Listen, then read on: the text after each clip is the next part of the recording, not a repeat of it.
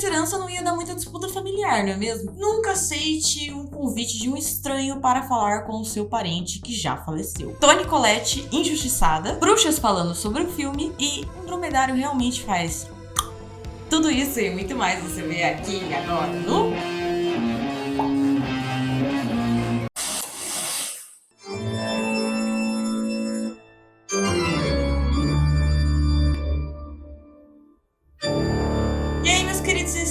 Como é que vocês estão? Eu espero que hoje vocês estejam muito bem mesmo, porque hoje eu trouxe aqui para falar com vocês um dos filmes mais sinistros do cinema, na minha opinião.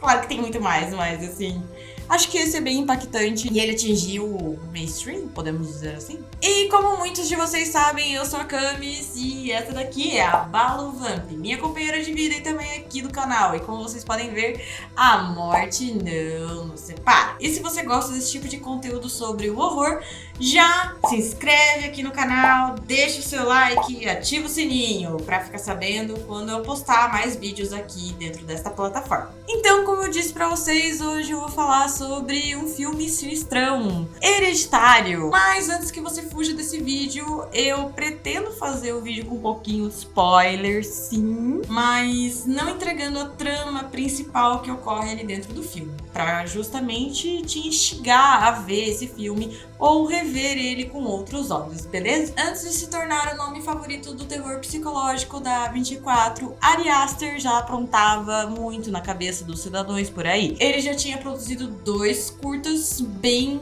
psicologicamente perturbadores. Um deles se chama The Strange Thing About the Johnsons, que foi o seu trabalho de conclusão no Conservatório do American Film Institute. Nesse curta, o Aster já deixa bem claro que o que ele gosta de falar dentro do mundo do horror é um drama familiar. A história desse curta é a respeito de um filho que abusa de seu próprio pai. Pesadão, né? E ele tá disponível aqui dentro do YouTube. Em seguida, ele lançou o Munchausen, um outro curta que mistura drama e horror. Ele se trata sobre uma mãe que decidiu impedir o seu filho de estudar fora, envenenando ele aos poucos. Ou seja, já dá pra perceber que o Ari já gostava de tratar sobre obsessão familiar, traumas passados e, claro, o clima opressor que já tava ali no DNA desse diretor, mesmo antes de Hereditário acontecer. E esse curta, o Munchausen, também tá disponível aqui no YouTube para que você possa assistir. Esses 2 trabalhos chamaram a atenção de nada mais nada menos do que a A24, o estúdio queridinho dos alternativos do horror. E foi quem confiou no Ari Aster para produzir o seu primeiro longa do horror. E foi aí que nasceu Hereditário e estreou em 2018 no festival Sundance. E desde então nunca mais saiu das nossas cabeças, não é mesmo? Sobre as referências, o Aster não costuma esconder as influências. Ele já falou em entrevistas que ele se inspirou em O Bebê de Rosemary e também em Carrie a Estranha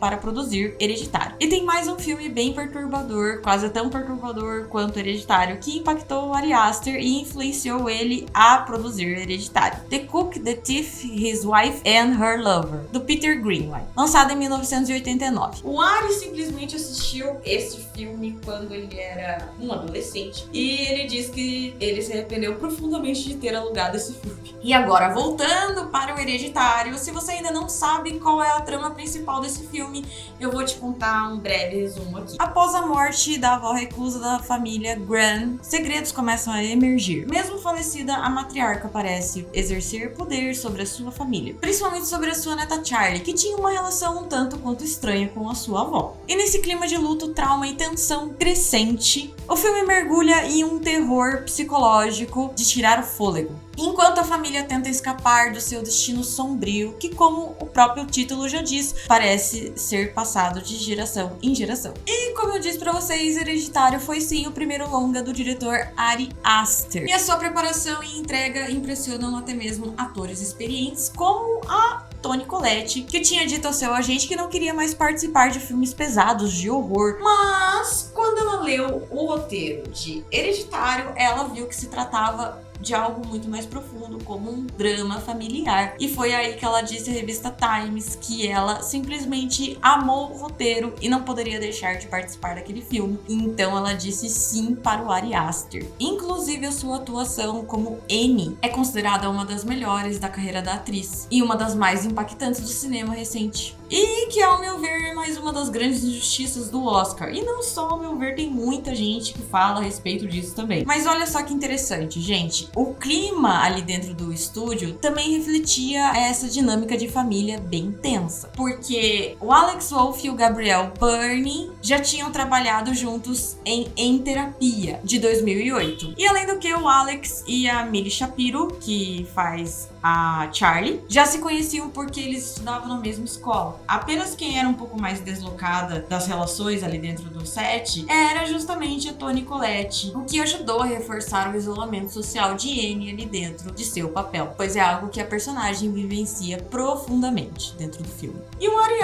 Aster, ele é um cara que estuda bastante antes de fazer um filme. Inclusive, ele já tinha feito biografias extensas a respeito de cada personagem, e até a Toni Collette disse que ele é o diretor mais bem preparado com quem ela já trabalhou. E falando em preparação, o Ari Aster tinha pedido para que o Alex Wolff e a Millie Shapiro fossem juntos comprar um moletom para a Millie e também fossem a um restaurante juntos. E tudo isso sem sair de seus personagens. Em entrevistas, os atores disseram que o Alex tentava conversar com a Millie e a Millie estava totalmente dentro do seu personagem, ali naquele silêncio que a Charlie fica o tempo inteiro. Inclusive, não é só a Millie Shapiro e a Toni Collette que se dedicaram bastante para esse filme. O Alex Wolff também se dedicou muito. Inclusive, aquela cena em que ele bate com a cabeça na carteira ali na sala de aula, ele queria que a carteira fosse real e ele queria bater realmente a cabeça dele. Só que o Ari Aster, ainda bem, é um diretor muito sensato, assim que gostamos, e impediu o ator de cometer essa entrega tão grandiosa que ele queria fazer. Mas, mesmo assim, o Alex acabou batendo sua cabeça tão forte contra aquela mesa que era feita de espuma, que ele acabou conseguindo deslocar o seu maxilar, que já era lesionado, mas a vontade dele foi tão grande que ele conseguiu mesmo assim se machucar, mesmo com o Ari Aster tentando proteger ele. Ele se entregou bastante para o papel. O filme todo de Hereditário foi gravado dentro de um estúdio em Utah. Esse estúdio foi construído, né, a casa ali onde vive a família Grant, foi construída meio que sem teto para que o Ari Aster conseguisse filmar eles de cima, como se eles fossem personagens pequenininhos, se assimilando a maquete que a Toni Collette constrói ali dentro do filme, né? Ele queria justamente passar essa ideia de que algo estava conduzindo eles e vigiando eles o tempo inteiro, assim como ela fazia com seus personagens dentro da maquete. Tudo já era meio que predestinado. E o Ari também optou por usar sempre efeitos práticos, e isso deu um realismo ainda maior para o filme, com cenas muito mais perturbadoras. E quem foi responsável pelas miniaturas e os efeitos práticos ali dentro do filme foi Steve Newburn, e eles chegaram a fazer cenas muito mais brutais, com muito mais sangue, muito mais cabeças rolando e muito mais impactantes. Mas o diretor, o Ari Aster, decidiu ir pelo menos é mais. E a designer de produção chamada Grace Yu também se dedicou a estudar bastante rituais ocultistas, simbologias e cultos pagãos para construir todos os ambientes ali dentro do filme e também retratar isso nas miniaturas. E aqui vai para vocês uma das declarações mais interessantes de Ari Aster sobre esse filme. Ele queria que fosse principalmente sobre uma tragédia familiar e que o terror viesse depois como algo completamente inevitável. E o Ari Aster disse ainda em uma entrevista à Indo-Asian News Service que o filme foi inspirado em uma tragédia familiar da qual ele mesmo vivenciou. Ele colocou toda a sua dor vivida em forma de arte, como maneira de exorcizar aquilo que tinha acontecido com ele mesmo. Mas ele disse que não foi tão grave assim, que foi apenas um episódio da vida dele. E é claro, deu só um trechinho ali pra embasar a história, né? E não que seja 100% real ou que tenha acontecido tudo aquilo mesmo na vida. É só em relação ao trauma pessoal que ele teve ali naquele momento trágico na sua família que ele decidiu colocar dentro do filme. E não para por aí, algumas cenas do filme Hereditário ganham força justamente pela sua sutileza. Como aquela cena na aula de literatura que o professor discute com seus alunos sobre a tragédia de Hércules. A ideia de que às vezes o destino é inevitável é uma metáfora perfeita do que vai acontecer com a família Grant. E a comparação continua em uma outra aula, do qual ele fala a respeito do sacrifício de Efigênia, mais uma filha sacrificada em prol de algo maior, assim como acontece com a Charlie aqui dentro do filme. E por falar na Charlie, aquela hora em que a avó dela comenta que era, na verdade, para ela ser um menino, parece ser algo meio aleatório ali dentro do filme. mas na verdade não. Se você parar pra analisar toda a trama do filme e assistir ele bem atento, você vai ver que isso fazia parte do propósito do culto da avó. O mocinho tá com a cara na lâmpada aqui atrás. Se vocês verem um grande formato, um gato gordo aqui atrás, é um gato. Boas! Afinal de contas, o demônio Paimon precisava de um corpo masculino e tudo indica que o ritual estava sendo realizado antes mesmo da Charlie nascer. E se você achava que Hereditário é apenas sobre um terror psicológico e um drama familiar gigantesco, é porque você ainda não percebeu que na verdade o filme se trata de um ritual completamente macabro, que só se completa quando a última cabeça rolar. Agora eu vou falar pra vocês as curiosidades mais obscuras a respeito do filme, partindo de pequenos sinais até o coração ritualístico da história. Bom, a primeira vez que o Peter aparece sentado ali no fundo da sua sala, tem uma frase escrita na lousa do professor, e ela é Escaping Fate, ou seja, escapando do destino. Isso é uma referência clara a Halloween, a Noite do Terror de 1978. Mas não é só isso, é também uma ironia cruel, porque aqui dentro do filme ninguém vai escapar do seu destino. E por falar em destino, aquela cena em que infelizmente a pobre Charlie acaba sendo decapitada não é nada de propósito. Após acontecer a cena trágica ali dentro do filme, eu não lembro ao certo se a câmera foca no dia seguinte, o poste, ou se foca logo após, mas em algum momento do filme a câmera foca aquele poste e naquele poste possui o símbolo ou o sigilo de Paimon, indicando que na verdade o culto já planejava que a Charlie fosse sacrificada naquele local. Essa cena, aliás, foi inspirada em um caso real que aconteceu em 2004 em Marietta, na Geórgia. Um jovem chamado John Kemper, de 21 anos, dirigia bêbado enquanto seu amigo chamado Francis Daniel, de 23 anos, estava no banco de trás. E o seu amigo acabou colocando a cabeça para fora da janela para respirar e foi aí que ele foi decapitado por conta de um poste. E o John Kemper chegou na casa dele e foi deitar a dormir de tão bêbado que ele estava e só encontrou o corpo decapitado no dia seguinte. Um acontecimento que mistura tragédia e horror de forma absurda. E pode ter sido uma inspiração para o Ari Aster produzir essa cena dentro do seu filme. O símbolo do selo de Paimon aparece diversas vezes aqui dentro do filme. Ele aparece no funeral da avó, ele aparece no pescoço da Annie, ele aparece no poste, ele aparece dentro da casa da Joan, ele aparece nos livros de feitiço que a Annie acha depois. Enfim, é uma pista bem repetida aqui dentro do filme e pode ter sido subestimada por algumas pessoas. Mas existe um detalhe curioso que eu trouxe aqui pra vocês. Na verdade, o símbolo do selo de Paimon é este daqui, que possui 4 pessoinhas em cima de uma canoa e não 3 pessoinhas em cima de uma canoa. Eu não sei o porquê que o filme do Ari Aster retrata o selo desta forma e não desta forma, mas vai saber se é porque ele não queria que desse ruim ali no set de filmagem, ou se é por conta de respeito a quem pratica até hoje essas religiões. Não sei ao certo, mas ele usou de uma outra forma esse selo. E aquele barulho que a Charlie faz com a língua o tempo todo é por conta do Paimon também. E segundo os grimórios salomônicos, o Paimon é sempre retratado montando um dromedário. Então aquele é possivelmente uma forma de retratar o barulho que o dromedário faz ao andar. E se você acha que aquelas palavras escritas nas paredes da família Graham são aleatórias ou apenas assustadoras, você está muito enganado. Cada uma delas possui significado dentro das tradições de necromancia e feitiçaria. Satoni é uma palavra de poder usada para comandar os mortos a voltarem ao mundo espiritual. Já Zazas aparece em rituais ligados a Aleister Crowley e a invocação de um demônio chamado Chorozon. Já Liftout Pandemonium é uma junção de termos hebraicos e literários que basicamente significa abram-se os portões do inferno. E tem mais, quando a Joan grita pro Peter as palavras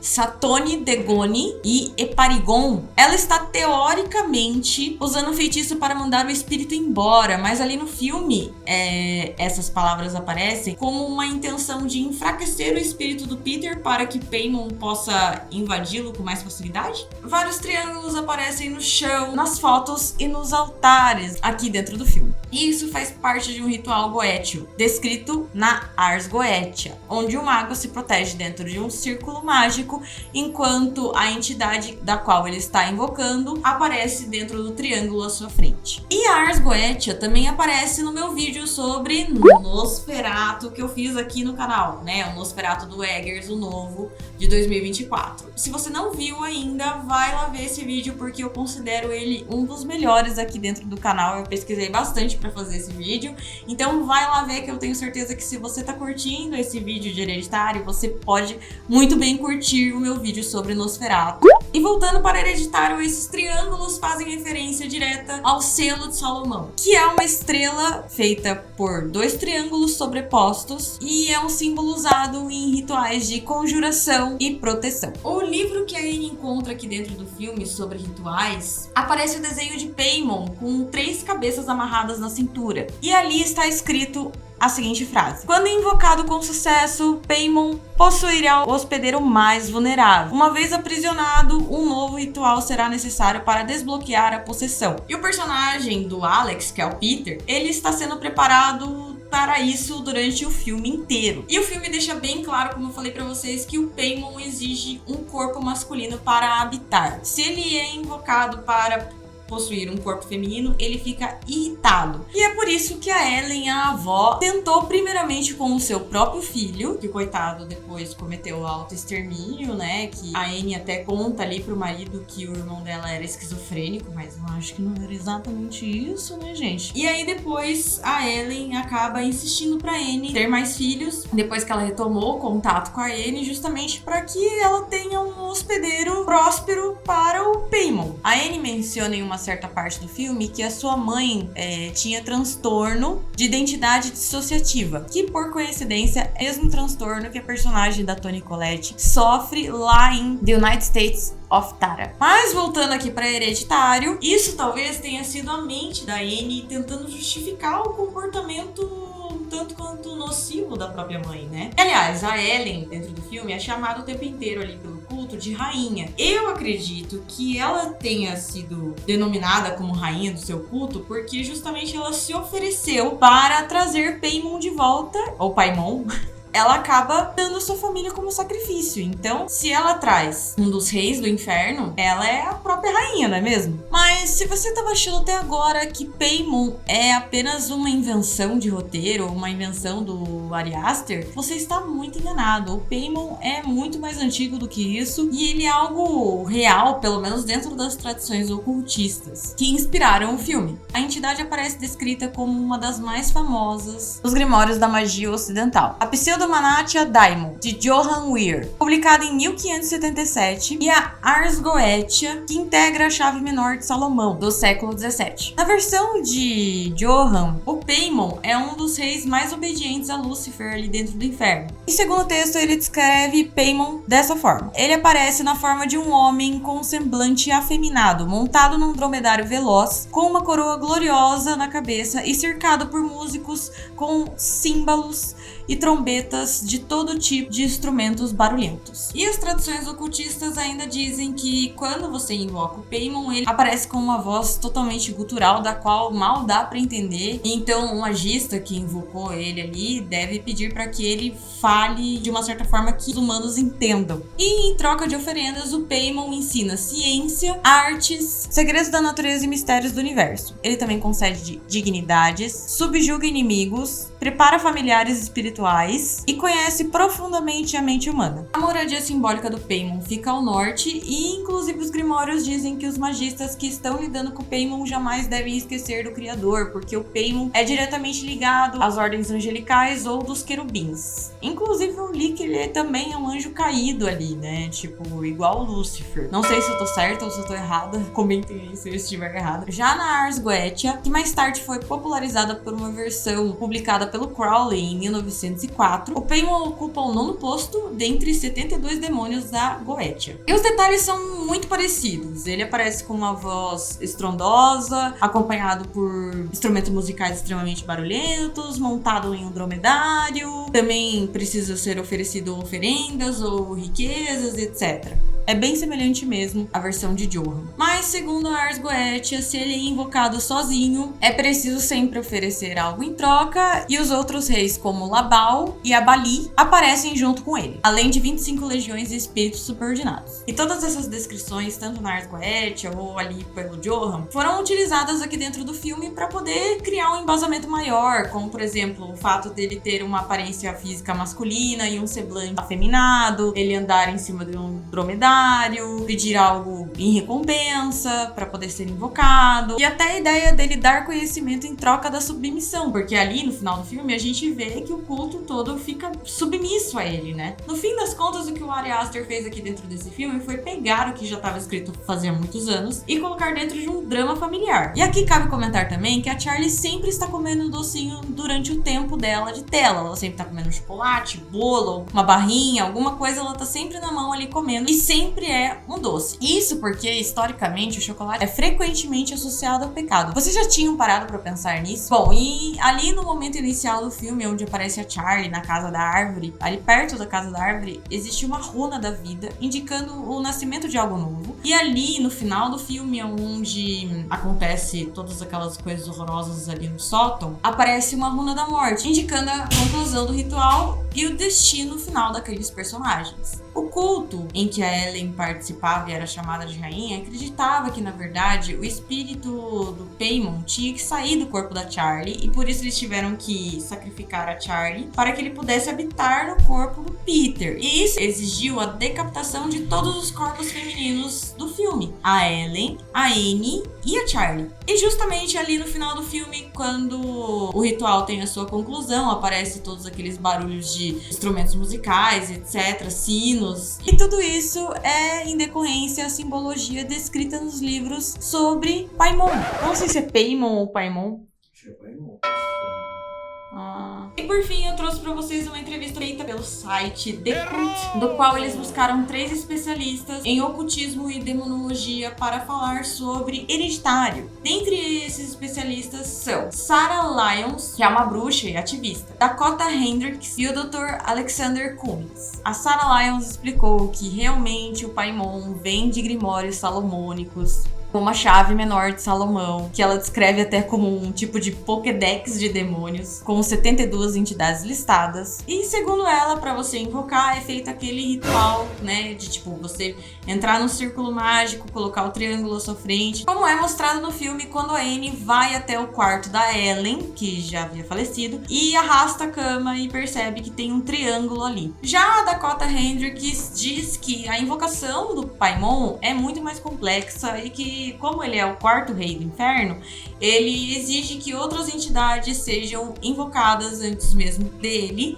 em ordem correta. Ela também explica que nem toda invocação leva à possessão, como ocorre aqui dentro do filme, mas que as oferendas devem ser feitas. E no caso do Paimon, é uma das únicas entidades ali da Goetia que exige uma oferenda física. E sobre o sacrifício, galera, é um tema bem delicado, porque alguns textos antigos, segundo os entrevistados pelo The Cult, dizem que ou é utilizado sacrifício de animais, ou até mesmo de crianças ali, né, nas escrituras antigas, ou até mesmo libações ou riquezas. E aqui, meus queridos centreiros, eu preciso abrir um parênteses pessoal. Eu sou vegetariana justamente porque eu não tenho coragem de sacrificar nenhum tipo de animal, nem por mim e quem dirá por uma entidade. Mas essa sou eu. Agora, eu realmente não vejo nenhuma diferença entre a sacralização, sacrifício dentro de um ritual para um abatedouro, porque animais perdem a vida do mesmo jeito. Inclusive, eu acredito que até dentro dos abatedouros, os animais acabam perdendo a sua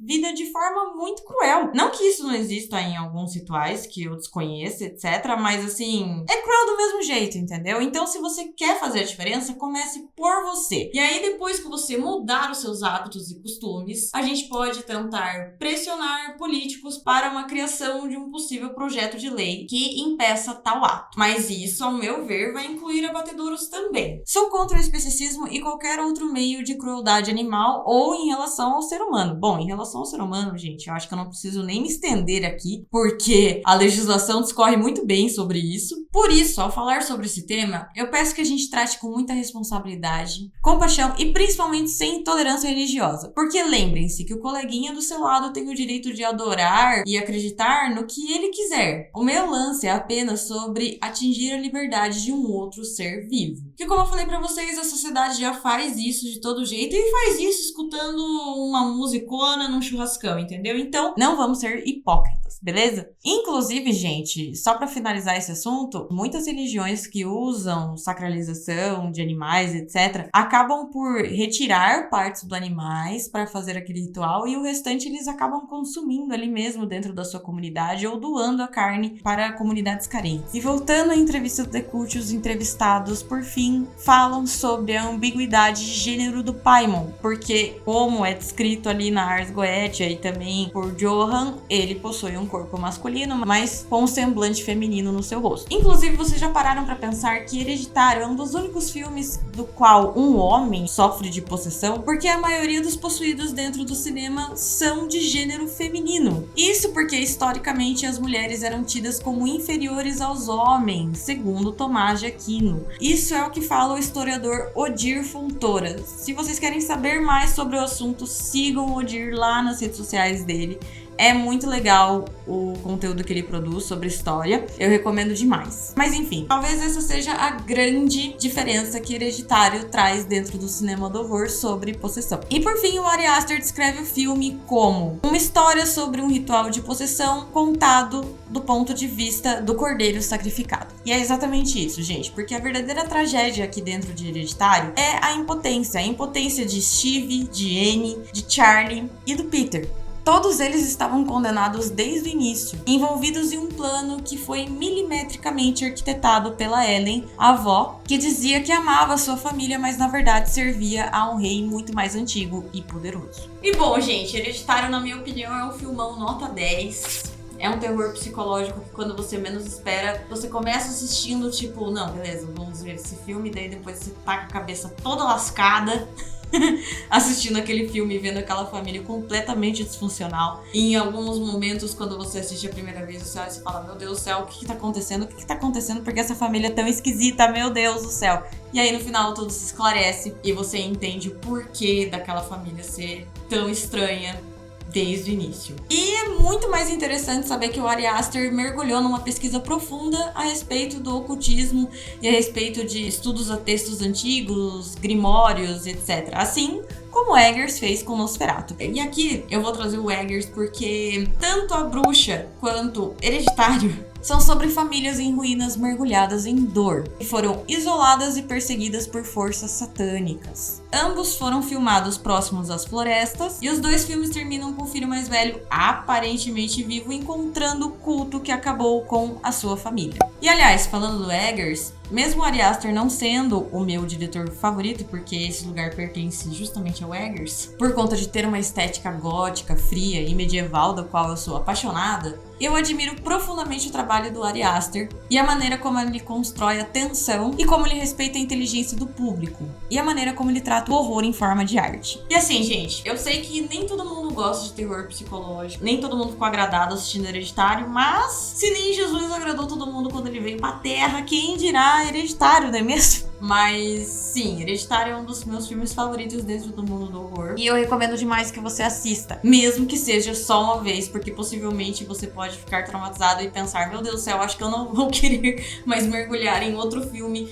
de horror psicológico. E você, já sabia de tudo isso sobre esse filme? Esse vídeo te ajudou a ver Hereditário com outros olhos? Você ficou com vontade de assistir Hereditário pela segunda vez ou até mesmo pela primeira? Me conta aqui nos comentários, eu quero saber, adoro trocar ideia com vocês. E claro, não esquece de deixar o seu like, se inscrever aqui no canal e ativar o sininho para receber notificações quando eu conseguir produzir conteúdo aqui pra vocês. Ah, e se vocês quiserem, me sigam lá nas minhas redes sociais, porque essa semana o tema será sobre famílias com problemas sobrenaturais. Vai ter curiosidade, fofoca de perder a cabeça e inclusive na sexta-feira eu vou indicar filmes com essa temática, beleza? Vejo vocês nos próximos vídeos e cuidado com os cultos que vocês entram por aí, seus doidos. Beijos!